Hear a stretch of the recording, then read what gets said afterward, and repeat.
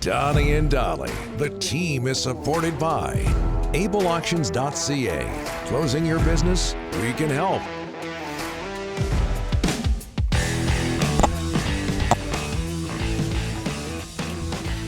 Thursday, and all of our guests today, including John Shannon, brought to you by the Vancouver Giants.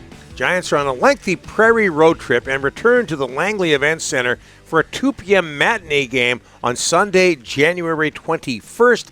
Visit vancouvergiants.com/tickets for ticket details. Canucks in Pittsburgh tonight. Canucks second overall in the National Hockey League with 57 points, 1 point behind the Winnipeg Jets. We're joined now by NHL Analyst, co-host of the Bob McCown podcast, as always on a Thursday, John Shannon. How are you, John?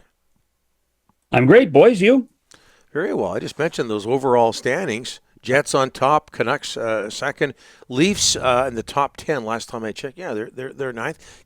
Can you envision a Canadian team? I don't want to jinx anybody here, but can you envision a Canadian team winning the Stanley Cup for the first time since the Habs did it in 1993? I'd love to, but it's a little too early. It is just a little too early to say they are going to have a Stanley Cup parade at Portage in Maine, or down Georgia Street, or down Yonge Street, or down Jasper Avenue. I just think it's too early. The fascination for me, guys, here we are on the 11th of January, and I don't think it's out of the question that maybe the three best teams in hockey right now live in Western Canada. Yeah, yeah. Oilers are hot. Oilers are hot. Jets are great. Canucks are great. It's almost reminiscent to me, Donnie, of those mid-'80s when, Calgary and Edmonton were always at the top of the list, and Winnipeg didn't get any attention, and they were probably the third best team in hockey. Like it was yesterday. Tell me about it. Yeah, and if the Canucks did win a Stanley Cup, you hope it's just a parade and nothing else. But that's another story for another day. Hey, no shortage of Eastern media types. I loved seeing this. We all did here in the West. No shortage of Eastern media types letting everyone know how impressed they were with the Canucks during their New York visit. They went 3 for 3 in the New York area. What do you think the Canucks have proven to people back east over the past few days? That people go to bed too early? Yeah. Those of us that do stay up, I think, have reflected how good this team has been for a long period of time, right from opening night when they destroyed the Oilers. They've been, in my mind, and we've talked about this, they are one of the two best stories in hockey this season.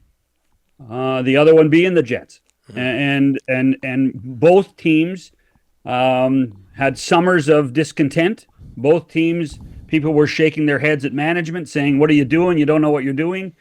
And it took some patience and some discretion on both teams' part, and look what's happened. And you can't help but admire what Patrick and Jimmy have done in Vancouver and what Kevin has done in Winnipeg. It's amazing.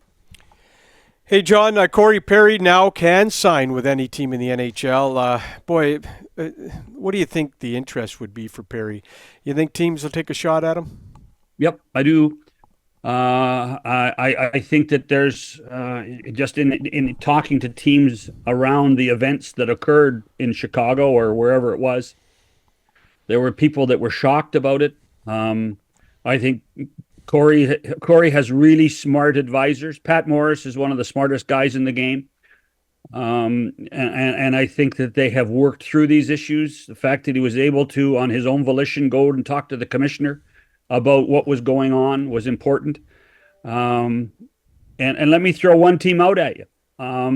It would not surprise me to see Corey Perry's name in Tampa. Wow. I think that he's viewed in Tampa as someone who was a glue guy. He understood his role there. They are in dire need of bottom six forwards there, in my opinion, right now, to try to recapture some of the Tampa Bay magic.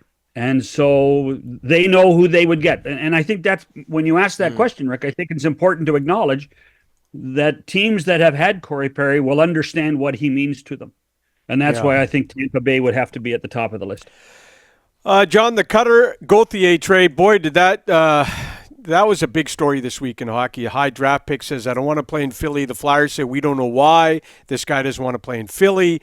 There's still no reason. He did an interview on a podcast in Anaheim yesterday and basically didn't give a reason. Kurt Overhart, his agent, hasn't given a reason. What's going on there? Why did he not want to play in Philly? I don't know. Your guess is as good as mine. What you had to enjoy, though, was the Flyers are media savvy when they are proactive after the trade. And Danny Briere says what he says, and then Keith Jones says what he says. Yep. They wanted to separate themselves from the player as quickly as possible. Here's, and maybe I'm not cynical, but maybe I'm pragmatic. This has happened more than this time. This has happened more than Eric Lindros. Yeah. There's only certain things that a player at that age has the right to do. You have to wait 2 years, or if you're a college player in that scenario and you have the option to play, Jimmy Vesey did it. Adam Fox did it. Zach Hyman did it. This is, I don't know why I actually think we're blowing it out of proportion. I think that when you're a young guy, and you're going into servitude of a professional sports team, at a certain point you want to be able to decide where you want to play. Yeah. And I respect that. And let's face it, guys, in professional sports, in every professional sport, certainly in North America, the collective bargaining agreements have sold the rookies down the river. Yeah. They have less rights. They have less opportunity to move around. I don't have a problem with this. How it's been handled, how Kurt has handled it, how the player has handled it. Actually, I hate to say that. I hate when people say the player. When Coach has handled it, that's up for debate. But he has the right to do what he did. And you know what? Maybe we should be saluting the player for intestinal fortitude. I think it's got layers, John, because older people like us remember, Eric Lindros going out of his way to go to Philadelphia, and also John Tortorella's comments add layers to it as well. Yes, but because it's him. Yes, but again, I think what John has done the last 48 hours, I kind of admire. Mm-hmm. What do you think of Cutter Gauthier? Don't know him. Don't know him from a hole in the wall. Yeah. Why? Do you want him to lie? Yeah. Yeah. And I want him to tell the truth. I want a coach, I want a leader to look me in the eye and tell me exactly what's going on. And that's what John Tortorella, and he has the comfort at his age, with his resume, he has that comfort to do whatever he wants. And I think that's magical too. Now, I think John has learned a little bit, and John's pretty savvy about things like this. Mm-hmm. And he wants to pay attention to Jamie Drysdale now. And I think that's the important thing, because he doesn't have to worry about Cutter Gauthier. Yeah. And I wasn't criticizing Torts. And we're going to run the clip in the next segment. But I think what John did in the and even calling out the reporter yesterday last night, he did. I wish people would do this more. Those of us in the industry, we get called out all the time. I don't have to tell you guys that. What's that, Delaney, the hotline there? You get called Delaney's out all the time. okay, Tire Langley inbox. Yeah, that's right. I was trying to get my tires done, but you guys get called out all the time. We get ripped all the time. Every once in a while, I think reporters deserve to be called on the carpet, and I think that's what John Tortorella did last night. And Hayes got death threats. Silly. How silly is this? But we live in a world where people throw stuff out on Twitter, John, and everybody believes it. 80% of the people believe it without any evidence or proof. That's Twitter. That's Twitter nowadays. I'm not going down that rabbit hole. Oh. Hey, very quickly, John. We haven't had you on for a week. Nylander's contract, $11.5 million. What does that mean for Pettersson? $11.5 per. What does that mean for Elias Pettersson in Vancouver? More. Mm-hmm. I think there's a big difference. Pettersson plays center.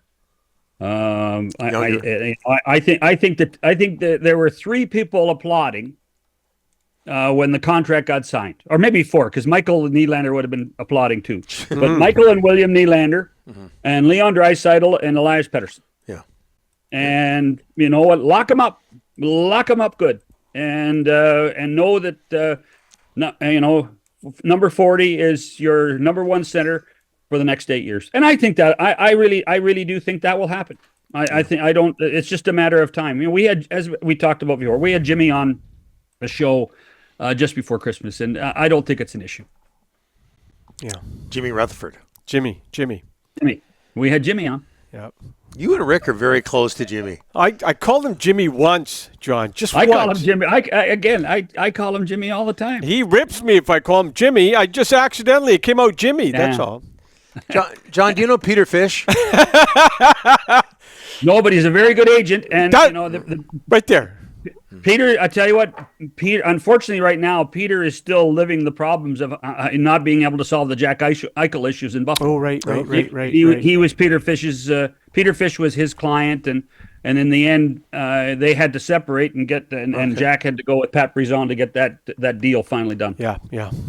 Man, this shows you how good John Shannon is. I bring up Peter Fish, and he tells us that story. But I've talked to Peter Fish. I know I'm Peter Fish. talking about John here. Okay. Yeah. John, next week. Good agent. Just don't call me Johnny. Okay. Thanks, John. Cheers. You bet.